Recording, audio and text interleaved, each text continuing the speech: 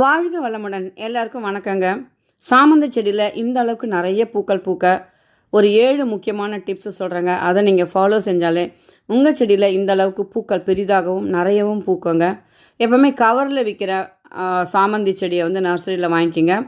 இது வந்து நாட்டு சாமந்திங்க. இந்த பிளாஸ்டிக் தொட்டியில் விற்கிறாங்களா, அது வந்து ஹைப்ரிட்.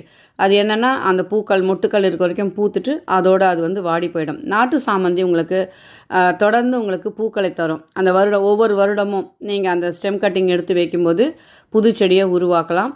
இதோடைய சீசன்னு பார்த்தீங்கன்னா நவம்பர்லேருந்து பிப்ரவரி வரைக்கும் தாங்க. இந்த வெயில் அதிகமாகிடுச்சுன்னா இந்த நாட்டு சாமந்திகள் பூக்காது. நீங்கள் நர்சரியிலேருந்து வாங்கிட்டு வந்தோன்னே ஒரு 4 நாள் கழித்து ரீபாட் பண்ணுங்கள். சப்போஸ் நாற்றுக்கள் வாங்கினீங்கன்னா அன்றைக்கே ரீபாட் பண்ணிவிடுங்க. இதுக்கு வந்து ஒரு சாதாரண மண் கலவையே போதுங்க. தோட்டத்து மண்ணே போதும். 1 பங்கு தோட்டத்து மண், 1 பங்கு நல்லா மக்கிய மாட்டு தொழு உரம், 1 பங்கு நல்ல காஞ்ச இலைகள் இருந்தால் சேர்த்துக்குங்க. இல்லைன்னா இலை மக்கு உரம் இருந்தால் சேர்த்துக்குங்க. அப்புறம் எல்லாம் நீங்கள் இந்த காய்கறி கழிவுகளை வச்சு கம்போஸ்ட் பண்ணியிருப்பீங்களா, அதை நீங்கள் சேர்த்துக்குங்க. கொக்கோ பீட் இதுக்கு வேண்டாங்க. ஏன்னா ஈரம் அதிகமாக இருந்துச்சுன்னா அதுக்கு வேரழுகல் நோய் வந்துடும். அதுக்கு தான் நம்ம வேப்பம் புண்ணாக்கும் சேர்க்குறோங்க. அப்புறம் ஒரு 2 டீஸ்பூன் போன் மீல், என்னென்னா ராக் பாஸ்பேட் சேர்த்துருங்க. இது வந்து ஸ்லோ ரிலீஸ் ஃபர்டிலைசர். சத்துக்கள் கொஞ்சம் கொஞ்சமாக அந்த செடிகளுக்கு போயிட்டே இருக்காங்க. சாயந்தரமாக தான் நீங்கள் ரீபாட் பண்ணணும். ரீபாட் பண்ணும்போது உடனே நீங்கள் 1 டீஸ்பூன் எப்சம் சால்ட், சரிங்களா, அதை வந்து 1 லிட்டர் தண்ணியில் கலந்து செடி மண்ணுக்கும் ஊற்றணும், செடிகள் மேலேயும் ஸ்ப்ரே பண்ணணும். காரணம், செடிகளில் வந்து சம்டைம்ஸ் நம்ம ரீபாட் பண்ணும்போது ரூட் ஷாக் ஏற்பட்டு செடிகள் ஸ்ட்ரெஸ் ஆகும்.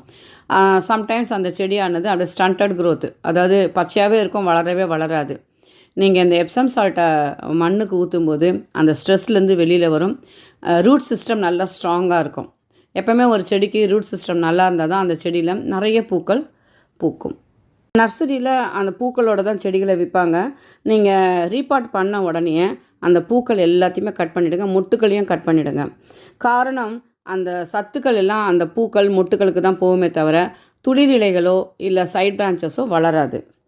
அதே மாதிரி தான் அங்கே பூக்கள்லாம் நிறைய பூத்துருச்சு. பூத்த உடனே நீங்கள் ஒரு 4 நாள் அதை நல்லா பார்த்து ரசிச்சுட்டு உடனே கட் பண்ணிவிடுங்க. அப்போ தான் மொட்டுக்கள், புது புது மொட்டுக்கள் வரும், நிறைய பூக்களும் பூக்க தொடர்ந்து உங்களுக்கு பூக்கள் கிடச்சிட்டே இருக்கும். அதுவும் இல்லாமல் இந்த முதிர்ந்த பழைய பூக்கள் என்ன தண்ணி பட்டு பட்டு ஃபங்கஸ் அட்டாக் வந்து அது செடிகள் எல்லாத்துக்குமே பாதிப்பை ஏற்படுத்தும். சின்ன செடியிலேயே பூக்க விடாதீங்க. ஏன்னா ஏற்கனவே சொன்ன மாதிரி பூக்களுக்கு தான் சத்துக்கள் போகுமே தவிர செடியில் துளிர் இலைகளோ பக்க கிளைகளோ உருவாகாது. ஸோ பாஸ்பரஸ் அண்ட் பொட்டாசியம் சத்து சின்ன செடிகளுக்கு தராதிங்க. அது இப்போ வந்து நீங்கள் நைட்ரஜன் ரிச் ஃபர்டிலைசர் தாங்க தரணும். இந்த ஃபிஷ் அமினோ ஆசிட் இருக்கு இல்லைங்களா, அது இல்லைன்னா பஞ்சகாவியா மண்ணுக்கும் ஊற்றலாம், செடிகள் மேலேயும் ஸ்ப்ரே பண்ணலாம். யூஸ்டு டீ பவுடராக இருந்தால் 1 டீஸ்பூன் 1 லிட்டர் தண்ணியில் கலந்து மண்ணுக்கு ஊற்றலாம். சப்போஸ் ஃப்ரெஷ் டீ பவுடர் தான் உங்ககிட்ட இருக்குன்னா 1 டீஸ்பூன் 1 லிட்டர் தண்ணியில் கலந்து 2 நிமிஷம் கொதிக்க வைக்கணும். ஏன் கொதிக்க வைக்கணும்னா அந்த ஃப்ரெஷ் டீ லீவ்ஸில் வந்து செடிகளுக்கு தீமை செய்யக்கூடிய அமினோ ஆசிட்ஸ் இருக்குங்க இல்லைங்க, அது வந்து ஆவியாக போயிடும். அதை வந்து நீங்கள் மண்ணுக்கு ஊற்றலாம். அடுத்ததாக காஃபி பவுடர் இருந்தால் அதுவும் 1 லிட்டர் தண்ணியில் 1 டீஸ்பூன் கலந்து மண்ணுக்கு ஊற்றலாம். மண்புழு உரம், மாட்டுத்தொழு உரம் இதெல்லாம் ஒரு கைப்பிடி மாதம் ஒரு முறை போடலாங்க. வேப்பம் புண்ணாக்கு கொஞ்சம் அடிக்கடி சேர்த்துக்குங்க, ஏன்னா அதில் நிறைய நைட்ரஜன் இருக்குங்க. அடுத்ததாக முக்கியமாக நீங்கள் செய்ய வேண்டியது என்னென்னா அந்த நுனிகளை கிள்ளி விடணும். அப்போ தான் உங்களுக்கு வந்து 2 இல்லது 3 பக்க கிளைகள் சைட் பிரான்ச்சஸ் வரும். திருப்பி அந்த பக்க கிளைகள் கொஞ்சம் பெருசான உடனே அதனுடைய நுனிகளை கிள்ளி விடணும். இந்த மாதிரி நீங்கள் கிள்ளி விட்டுட்டே வரும்போது அந்த செடி நல்லா புஷ்ஷியாக நல்லா அடர்த்தியாக பெரிய செடியாக வருங்க. இது நீங்கள் எது வரைக்கும் இந்த நுனிகளை கிள்ளி விடணும்னா அக்டோபர் மாதம் வரைக்கும் கிள்ளி விட்டுட்டே வரும்போது அதுக்குள்ளே செடி நல்லா பெருசாகிடும், இலைகளும் நிறைய வந்துடும். அக்டோபர் மாதத்துக்கு அப்புறமா தான் அந்த மொட்டுக்கள் உருவாகிற அந்த சமயம். அந்த சமயத்தில் நீங்கள் பாஸ்பரஸ் அண்ட் பொட்டாஷ் உரங்களை தரும்போது மொட்டுக்கள் அதிக அளவில் உருவாகும். பூக்கள் வர அந்த சமயத்தில் நம்ம ஆர்கானிக்காக உரங்கள் தர்றதுன்னா வாழைப்பழ கரைசல், அதில் நிறைய பொட்டாசியம் இருக்குங்க, பாஸ்பரஸும் இருக்குது.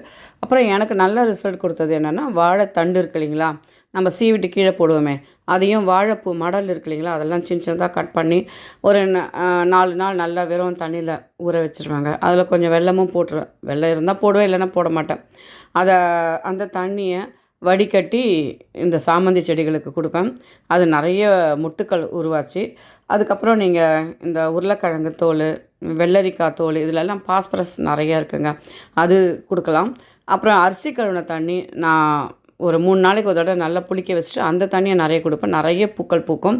15 நாளைக்கு ஒரு தடவை எப்சம் சால்ட் கண்டிப்பாக கொடுத்துருவாங்க. ஏன்னா அந்த கலர் நல்லா வரும் பூக்களில், அந்த நிறத்துக்கு எப்சம் சால்ட்டு தேவை. ப்ளஸ் ரூட் சிஸ்டமும் நல்லா வரும். அடுத்ததாக தேமோர் கரைசல் உங்களால் செய்ய முடிஞ்சால் அது செய்யுங்க. அப்படி இல்லைன்னா புளிச்ச மோர் இருக்கு இல்லைங்களா, ஒரு 5 நாள் புளிச்ச மோர், அதில் கொஞ்சம் தண்ணி, அதாவது 100 ml புளிச்ச மோர்னால் 900 ml தண்ணியை கலந்து கொஞ்சமாக மஞ்சள் தூள், கொஞ்சம் பெருங்காயத்தை போட்டு ஒரு நைட் அப்படியே வச்சுருங்க. அடுத்த நாள் சாயந்தரமாக நீங்கள் செடிகள் மேலேயும் ஸ்ப்ரே பண்ணலாம். மண்ணுக்கும் ஊற்றும்போது இது நல்ல ஒரு பூச்சி விரட்டியாகவும் இருக்கும். ப்ளஸ் இந்த புளிச்ச மோரில் வந்து ஜிபர்லின்ற ஒரு ஹார்மோன் இருக்குது. அது பூக்கள் மொட்டுக்கள் உருவாகிறதுக்கு செய்யக்கூடிய ஹார்மோன். இதனால் நிறைய மொட்டுக்கள் உருவாகும். அப்புறம் உருளைக்கிழங்கு தோல், வெள்ளரிக்காய் தோல், காய்கறி கழிவு இல்லைங்களா, அதை நீங்கள் அந்த தண்ணியுமே ஊற்றினாலுமே நிறைய பூக்கள் பூக்குங்க. இந்த சாமந்தி செடியை பொறுத்த வரைக்கும் ஹெவி ஃபீடர் கிடையாதுங்க. சும்மா கொஞ்சமாக நம்ம உரங்கள் வீட்டில் தயாரித்த உரங்களை போட்டாலே போதும், இது நிறையவே பூக்கும். இப்போ நர்சரி மெத்தடுன்னு பார்த்தீங்கன்னா அவங்க வந்து இந்த டிஏபின்னு இருக்காங்க, ஆன்லைன்லலாம் இருக்கு இல்லைங்க, அது ஒரு 10 பால் எடுத்துக்கோங்க 1 லிட்டர் தண்ணியில். அதை போட்டுட்டு பொட்டாஷியம் விற்குதுங்க, ரொம்ப கம்மி ரேட்டு தான். டிஏபி அண்ட் பொட்டாஷ்லாம் ஒரு 1/4 டீஸ்பூன் இல்லைன்னா 1/2 டீஸ்பூன், பெரிய தொட்டியாக இருந்தால் 1/2 டீஸ்பூன், சின்ன தொட்டியாக இருந்தால் 1/4 டீஸ்பூன் எடுத்து அந்த தண்ணியில் போட்டு நல்லா கலந்துட்டு வேருக்கு ஊற்றுங்க. இதே மழைக்காலமாக இருந்தால் நீங்கள் அப்படியே அந்த உரத்தை போட்டுடலாம், கெமிக்கல் ஃபர்டிலைசரை போட்டுட்டு உடனே மண்ணை மூடாதீங்க, அடுத்த நாள் மூடுங்க. ஏன்னா அது வந்து ஹீட் ஜென்ரேட் ஆகும் கெமிக்கல் ஃபர்டிலைசர். வெயில் காலத்தில் லிக்விட் ஃபர்டிலைசர் தான் தரணும். இந்த மாதிரி தரும்போது பூக்கள் அதிக அளவில் பூக்கும். ஆனால் கெமிக்கல் ஃபர்டிலைசர் கொடுத்தீங்கன்னா அந்த செடியுடைய ஆயுட்காலம் ரொம்ப குறைஞ்சிடும். ஸோ ஆர்கானிக்காகவே ட்ரை பண்ணுங்கள், நிறைய பூக்கள் பூக்கும்.